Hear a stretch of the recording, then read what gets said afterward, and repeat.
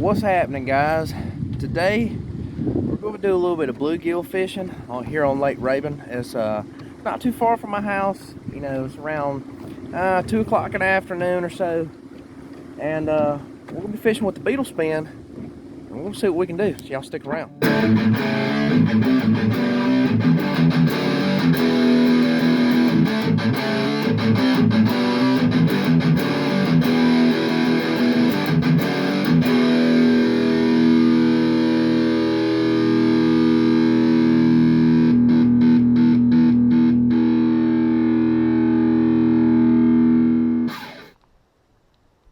All right, first fish of the day.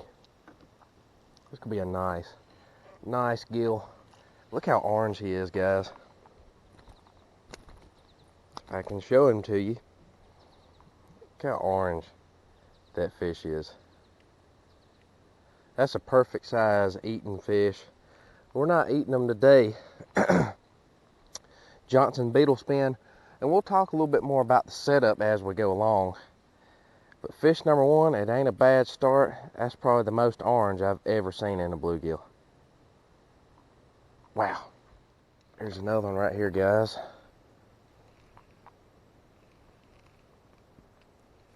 Looks like it's a good fish. You can't really tell with bluegills. I mean, they just fight so hard, you know. I mean, it's not a bad fish. You know, it's a fun fish. Ain't no state record or anything, but hey, you know, it's a good fish. Good way to spend an afternoon.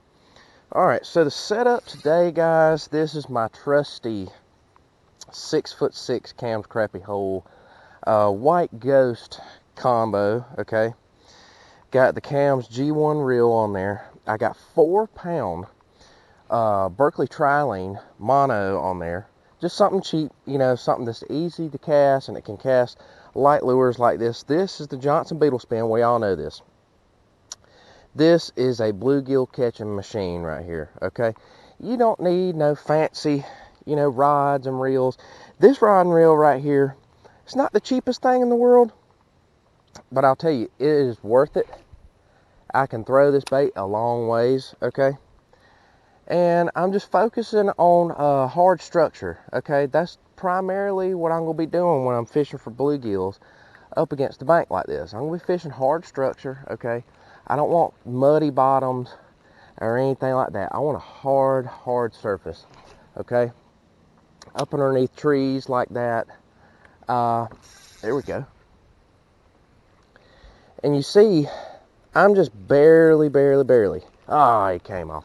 Barely letting that blade do anything, okay? Just barely letting it kick.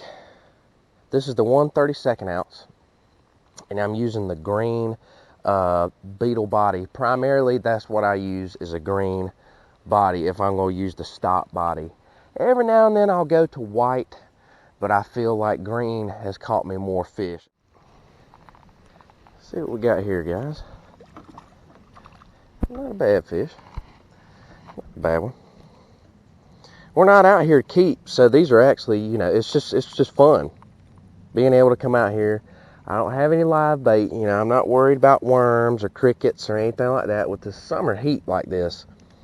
You know, it's hard to keep stuff like that alive. So this, in my opinion, is the only bait that really matters. It really shines in the hot weather, okay? Not just because of the blade. It really shines because you don't have to bring a cooler along with you to keep your crickets and your worms cool. You don't have to do that. And 9 times out of 10, they're actually cheaper than you getting live bait. These 1/32 ounce Beetle spins are 88 cents at my local Walmart. So you can't beat that as far as fishing lures are concerned, from how outrageously priced some lures are. I actually had a comment on the channel. I couldn't tell you how long ago it was, and I couldn't tell you who did the comment, but It was, I believe it was a video that I did on some crappie baits probably about a year ago. And a guy was asking me, why is a beetle spin something that people don't really talk about anymore? And I'll be completely honest with you guys. Us as humans and us as fishermen, we want the newest and biggest things, okay? You know, cane poles still catch fish. But how many people do you know that use cane poles consistently still? You know, that's just something to think about. We want to get away from the old ways of fishing or anything else. And sometimes that's a good thing. Sometimes old habits are something that you need to break. But sometimes you just can't go wrong with something that's been around for as long as a beetle spin has and caught as many fish as a beetle spin has. So just keep that in mind the next time you go to the tackle store and you're trying to figure out, you know, what's something I need to try here? What's something I haven't tried? And if you see something that you've seen before, give it a try, and it might catch you fish. All right, guys, we got us a good one. You know, they're pretty decent when you can see them swimming out of the shadows towards your boat like that. That's a dark fish, but that's a pretty fish. And I'll tell you, these fish right here, you can't beat it. You can't beat it. It's a dark, dark, healthy fish.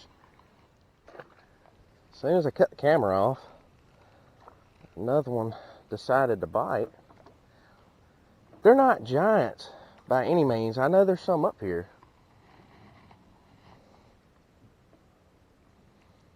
But it's good fun. And whenever you find some laydowns, any time of the year, honestly, it don't matter if it's summertime, springtime, wintertime, fall, there's another one. Give them a try. Throw something in there and just see if there's fish on it. You know, here we are, almost August, okay? And I'm catching fish in just a few feet of water. You know, I'm not using any depth finders. I'm not using any live scopes, and I'm not taking anything away from people who do that. It's honestly smart. But we're not having to do that.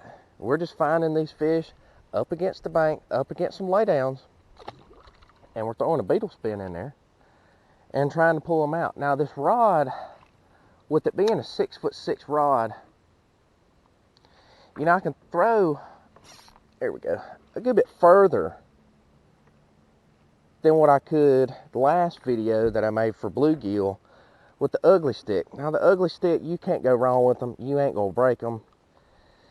But this dude right here, this is actually the first time I've taken it out for bluegill fishing. That is a gorgeous fish. Look at that. Gorgeous. And I'll tell you, I'm starting to really, really, really like it. The foam handle, I mean, it's super light. The whole entire thing is super light. But the foam handle is really nice. You know, I like cork, but this foam handle is really nice. It's not too heavy anywhere. It doesn't feel too tip heavy. It doesn't feel too butt heavy. It feels just right. And the reel, you know, I could compare it to maybe like a, I would say a little bit more high end than like a Shimano Sienna 500, like what I use for my spider rigging rods. But I wouldn't say it's as good as maybe like a Fluger President. Okay. But hey, if you're in the market for a new bluegill rod or a new crappie rod, you need to go get you one of these. I promise you, you will enjoy it. Here we go. I'm telling you guys, it never gets old. That's actually a nice one. My favorite time of year to catch bluegill and shell crackers is in the summertime and then the dead of winter. favorite times to catch crappie, and this is probably for most of us, is going to be the springtime and the fall. But something about bluegills in the summertime, there we go, and the dead of winter. I'm talking about the coldest of cold in January, when the water temps get as cold as they're going to get and water temps get as hot as they're going to get. It seems like the fish are just on fire. I've caught some of my biggest shell crackers in the middle of January, and that's probably going to be our biggest fish so far, guys. And they're just so dark. I mean, I don't have a cooler with me. I kind of wish I did, because I would like to bring some of these home for supper tonight, but we'll let them go, and we'll keep them another day. But yeah, in the middle of January, I've caught some of the biggest shell crackers, here we go again, of my life. I think my PB shell cracker was 13.5 inches, and that was in the middle of January from the bank using red worms. So look at that guy, just flat out tearing them up, man. Such an awesome fish. Here we go. Switch back over to the green body.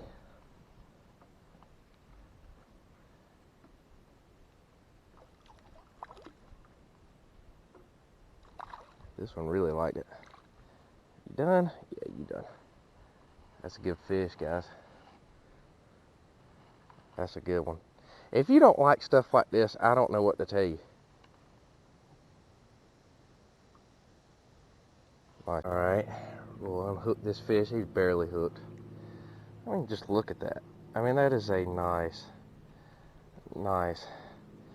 healthy fish. He's going back in the water. That guy just jumped out of the water like a daggum bass. He's not a bass, because I can see him right there, but he sure did.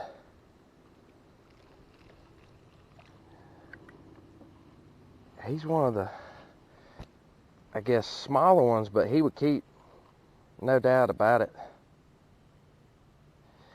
If we, just for some giggles here, let's get the, excuse my messy boat right now, guys. Get the old board out, put a little bit of water on it. Keep him nice and cool on there.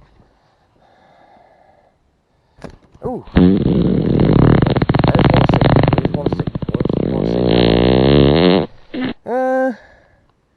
I would say probably around 7 inches or so. Not a giant, but he's real girthy that way. But hey, that's a good fish. Here we go. He is fighting too, boy. Another dark fish. That is a good fish.